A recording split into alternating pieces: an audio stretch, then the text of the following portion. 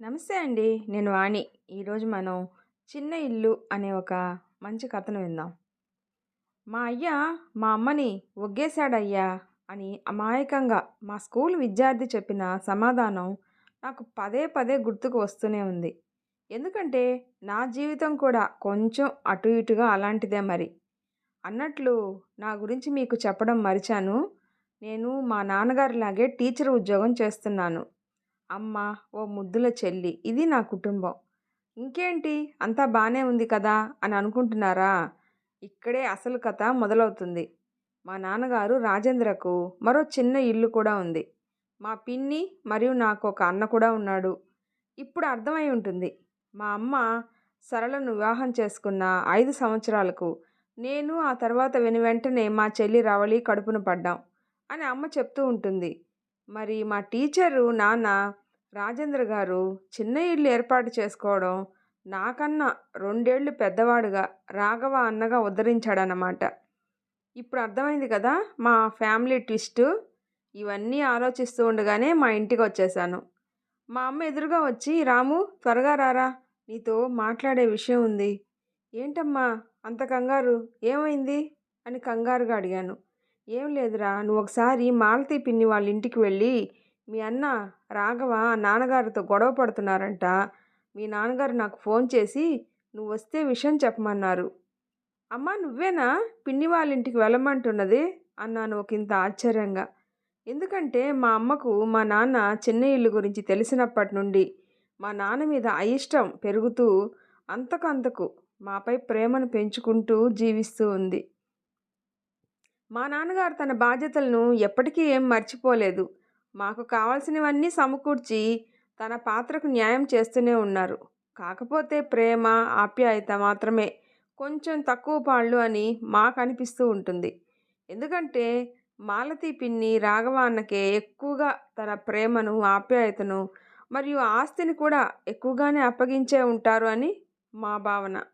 నిజానికి అమ్మకు కొద్దో గొప్పో ఆస్తి ఉండడం వల్ల ఆత్మాభిమానంతో మా అమ్మ నన్ను, మా చెల్లి బాధ్యతను తనే స్వీకరించింది.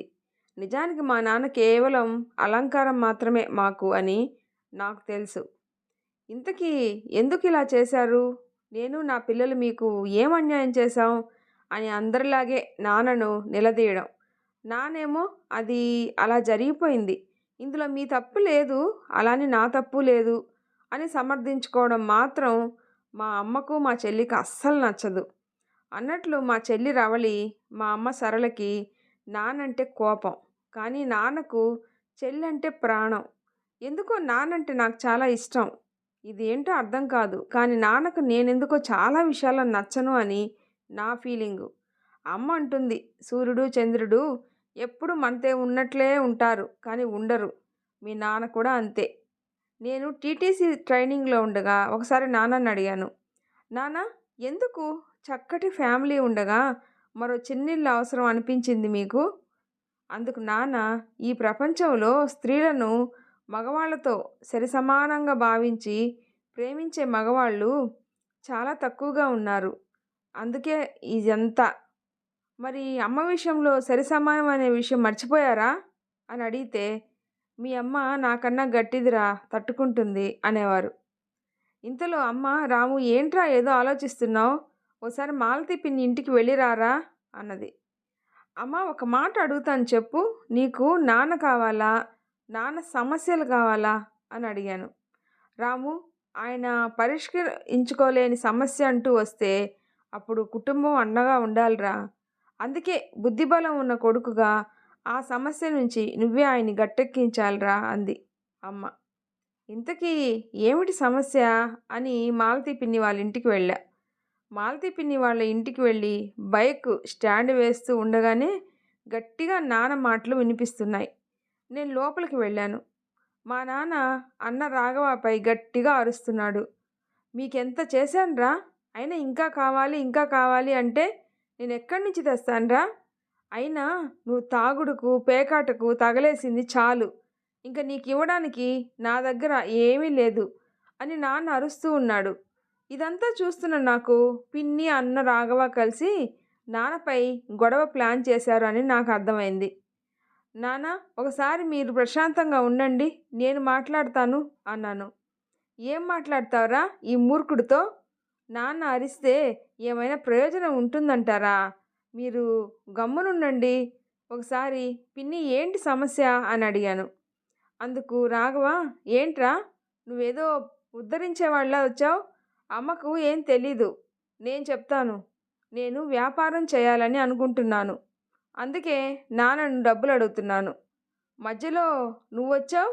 ఇప్పుడు చెప్పరా, నువ్వు ఇస్తావా అని ఆవేశంలో అన్న రాఘవ రంకెలు వేస్తూ ఉన్నాడు.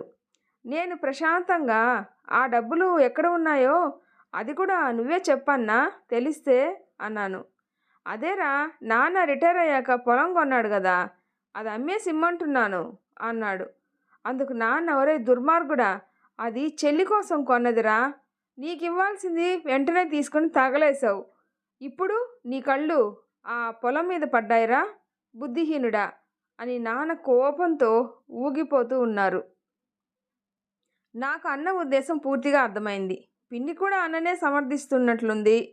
వ్యవహారం చూస్తుంటే నాన్నకి ఈ విషయం అర్థం కావడం లేదని అన్నట్లుగా ఉంది. ఇంకా ఎంత తగలేస్తావురా? ఇప్పటికే ఇంటిపై అప్పు ప్రతి నెల నా పెన్షన్ నుంచి బ్యాంకు జమ చేసుకుంటూ ఉంది. ఇంకా న్యాయంగా చెప్పాలంటే 3 వంతులు నీకే తగలేశాన్రా. ఏదో బాగుపడి ఉద్ధరిస్తావని నీకు విశ్వాసం కానీ తండ్రి అంటే గౌరవం కానీ లేదురా. చిచి, ఏం బుద్ధిరా నీది?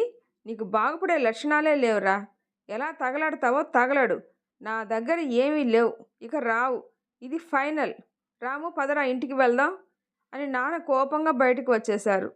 ఆ వెనుకనే నేను వచ్చేస్తుంటే పిన్ని నా వెనకే వచ్చి, రాము, నువ్వే ఏదో ఒకటి నచ్చచెప్పి అన్నకు దారి చూపించు నాయనా అని అంటుంటే నిజంగా నాకు చాలా ఆశ్చర్యం అనిపించింది.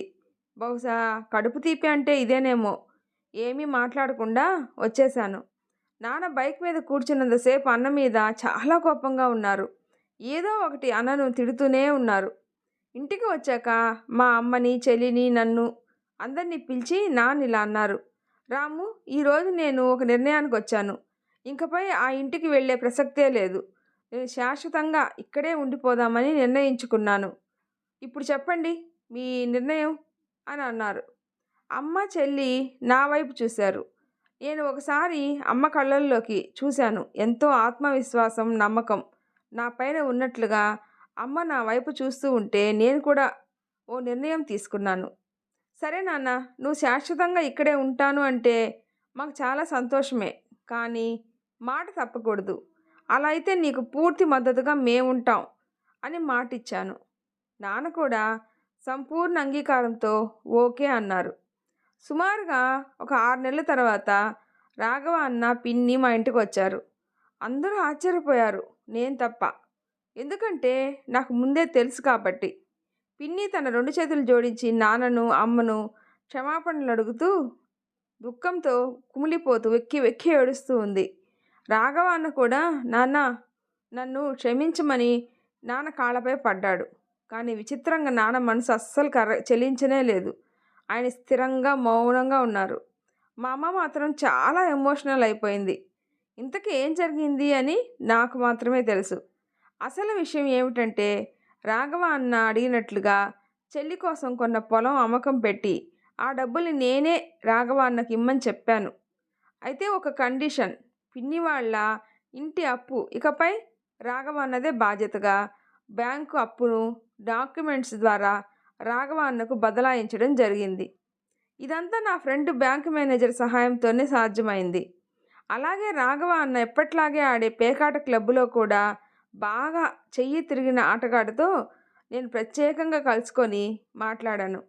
ఎలాగైనా రాఘవ అన్నను రెచ్చగొట్టి అన్నను ఓడించి మొత్తం పోగొట్టుకునేలా చేయమని ఓ ఫిక్స్డ్ పర్సంటేజ్ అతను తీసుకొని మిగిలిన అమౌంట్ మొత్తం నాకు ఇచ్చేలా ఒక ఒప్పందం చేసుకున్నాను.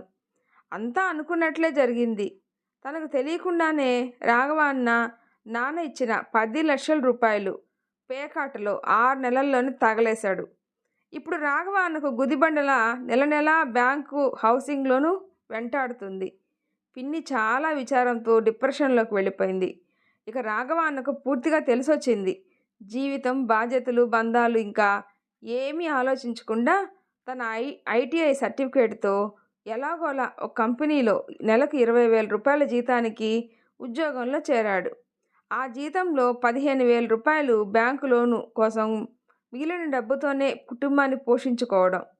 ఇది జరిగిన అసలు కథ. మాలతి పిన్ని క్రమంగా డిప్రెషన్ నుంచి బయటికి వచ్చి రాఘవ అన్నని తీసుకొని నాన్నను, అమ్మను క్షమాపణలు అడగడానికి ఈరోజు తీసుకొచ్చిందన్నమాట. రాఘవ అన్న వెళ్తూ చివరిగా ఓ మాట అన్నాడు. నాన్న, నువ్వు నాతో ఉన్నప్పుడు నువ్వెన్నో మంచి మాటలు చెప్పావు. అవన్నీ నేను పెడచెవిన పెట్టి చెడిపోయాను. కానీ నువ్వు లేని ఈ 6 నెలల కాలంలో ప్రతిరోజు నువ్వు నా కోసం చెప్పే మాటలే ఇప్పుడు కనీసం ఇలాగైనా నా జీవితాన్ని మార్చాయి. అమ్మ, చెల్లి, తమ్ముడు, నన్ను క్షమించండి. నాన్న, మమ్మల్ని మర్చిపోకండే. మేము బతికే ఉన్నామని గుర్తించండి అని భారంగా ఇంటిలో నుంచి బయలుదేరారు.